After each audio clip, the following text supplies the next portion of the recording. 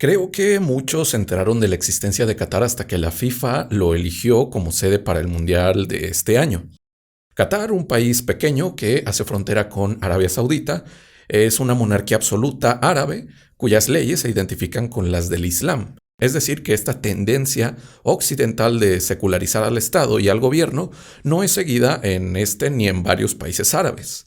Y como sabrán, la religión musulmana, como las otras religiones de Abraham, el judaísmo y el cristianismo le dan un papel negativo a la homosexualidad, un papel inferior a la mujer, un papel negativo a la embriaguez, entre muchas otras normas religiosas que son seguidas con mucha o poca rigurosidad dependiendo del país. No todo país musulmán es un país súper religioso y seguidor al pie de la letra del Corán, sino que hay países más flexibles, como Turquía y el 99% de su población que es musulmana, en donde no vemos estos requisitos de que la mujer sea casi invisible en la calle. Lamentablemente este no es el caso de Qatar, cuya ley musulmana es tan extremista que la homosexualidad o la infidelidad pueden ser objeto de fuertes castigos. Y bueno, Qatar, como también lo hacen otros países árabes, sostiene su economía en el petróleo.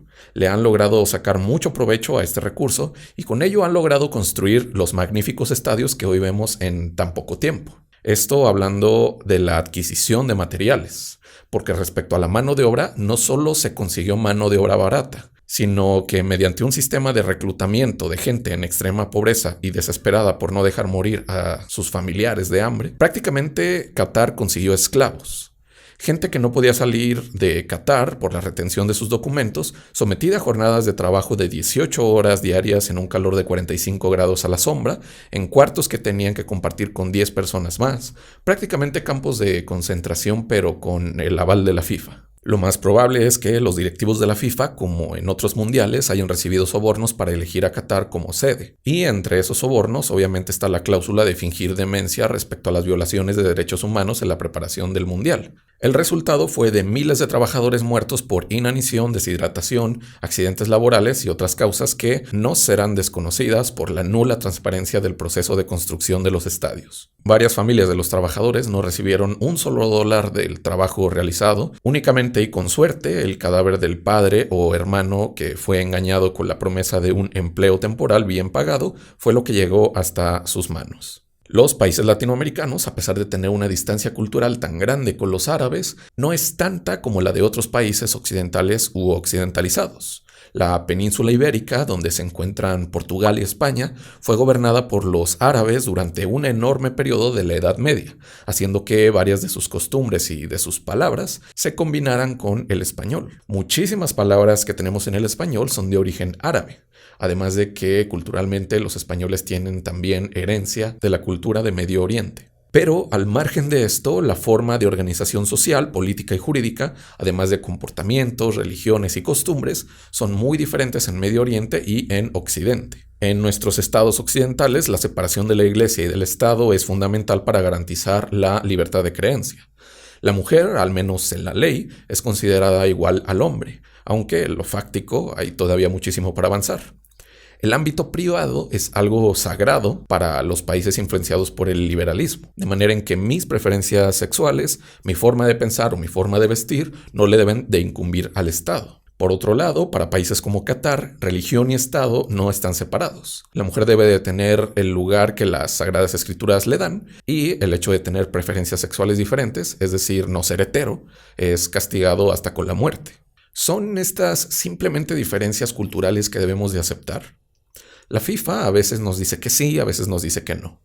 Esto fue el motivo de la gran polémica al escoger a Qatar como sede, ya que la FIFA castiga expresiones discriminatorias, como el grito homofóbico que se da mucho acá en mi país, en México, pero le da la sede a un país que apedrea a mujeres y a homosexuales por la vía legal. Hace poco, de hecho, se anunció una investigación por parte de la FIFA contra la afición mexicana por este grito homofóbico que, al parecer, se sigue dando muy frecuentemente y estoy completamente de acuerdo con que se prohíba, pero es paradójico castigar un grito homofóbico en un país donde está penado tener pareja de tu mismo sexo, es decir, en un país cultural y jurídicamente homofóbico. Pero bueno, con lo que ya se ha investigado de la FIFA, ella es perfectamente catalogable como una mafia, una organización criminal con muchísimo poder.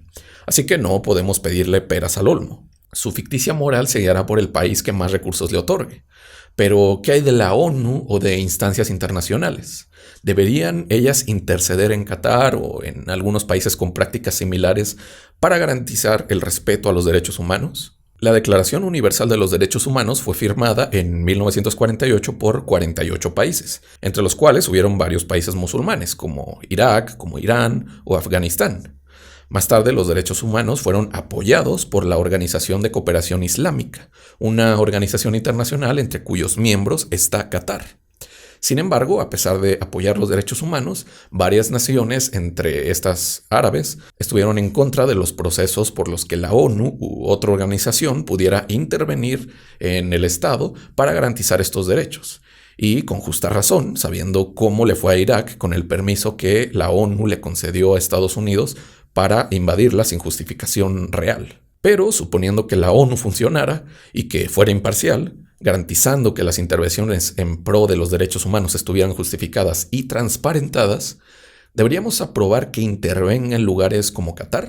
Esto me lo he preguntado por varias cosas que han pasado desde que inició el Mundial. Por ejemplo, uno de mis compatriotas quiso pasar tequila a un país que no permite el alcohol y que haría algunas excepciones en hoteles y restaurantes en estas fechas. Pero bueno, es ilegal pasar por tu propia cuenta alcohol. Y varias personas en redes sociales argumentaban que así como los extranjeros deben apegarse a las leyes de México cuando nos visitan, nosotros debemos aceptar y respetar las de otras naciones. Pero ¿qué pasa cuando la ley no te prohíbe beber, sino simplemente andar por la calle con vestimenta diferente a la que permite el Islam, que siguen los ciudadanos de Qatar? Claro que en los hechos vamos a respetar esas leyes si así se requiere, pero ¿debemos estar de acuerdo con que esta clase de leyes existan? ¿Debemos respetar que hombres y mujeres sean asesinados en varios lugares del mundo por ser homosexuales, por tener otra religión o por ejercer su sexualidad libremente? Creo que aquí hay una diferencia que debemos de hacer entre diferencias culturales y la ética.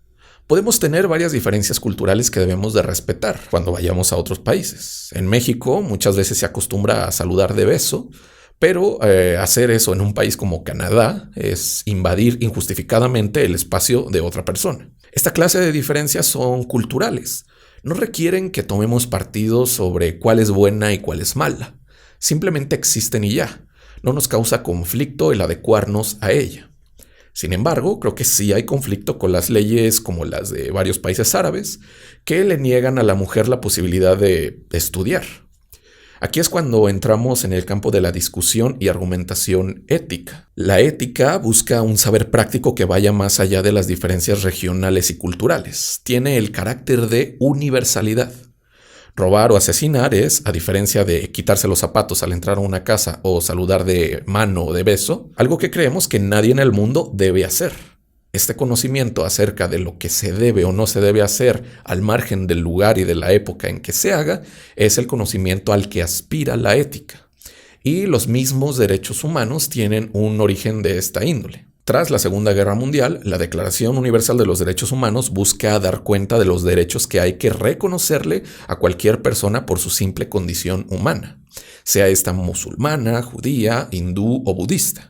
Esta declaración, como respuesta a las atrocidades de la década de los 40, tiene este carácter de universalidad. Y el hecho de que hasta los países árabes la firmaran nos muestra que podemos ponernos de acuerdo sobre qué está bien y qué está mal por encima de las diferencias religiosas, culturales, raciales o políticas que tengamos. Por eso, querer catalogar esta clase de leyes en contra de la mujer o de la comunidad LGBT como diferencias culturales de la misma índole que las leyes que te prohíben tomar alcohol es para mí un reduccionismo bastante cruel.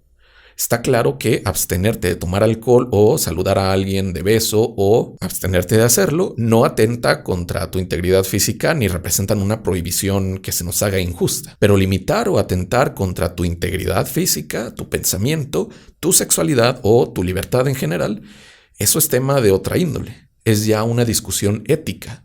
Y podemos perfectamente catalogar varias leyes de países árabes, como de muchos otros países, como justas o injustas, por encima de las variantes culturales. Por esto creo que el señalamiento de que al denunciar las violaciones a los derechos humanos en todo el mundo, estamos occidentalizando a otras naciones, queda desenmascarado cuando países de todas las religiones, culturas y etnias terminamos apoyando los derechos humanos, tal como es el caso de los países árabes. Aunque en la práctica y en su legislación no lo hacen, en organizaciones internacionales no tienen de otra más que apoyar la agenda de la ONU en torno a respetar los derechos humanos, porque es innegable que violar esos derechos es una injusticia. Podemos, por encima de la distinción entre Occidente y Oriente, llegar a conclusiones de carácter universal en el ámbito de la ética y del derecho. Así que, a mi parecer, debemos denunciar y protestar por las violaciones a los derechos humanos en Qatar y en cualquier otro lugar del mundo. Y al hacerlo, no estamos occidentalizando a otras culturas. Y bueno, esto es todo lo que quisiera desarrollar respecto a este tema de Qatar y de los derechos humanos.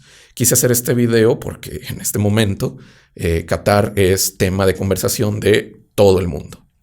Pero antes de finalizar el video, me gustaría preguntarte si estás de acuerdo o no con mi postura. Sea cual sea tu posición, hazme el favor de expresarla en los comentarios, ya que el chiste de esta clase de videos es generar debate. Por debate entiendo la confrontación de ideas, no insultos ni discursos de odio, así que si pensabas ponerme zurdito de mierda, progre, chavista o alguna tontería por el estilo, te sugiero que no lo hagas porque terminaré al final eliminando tu comentario.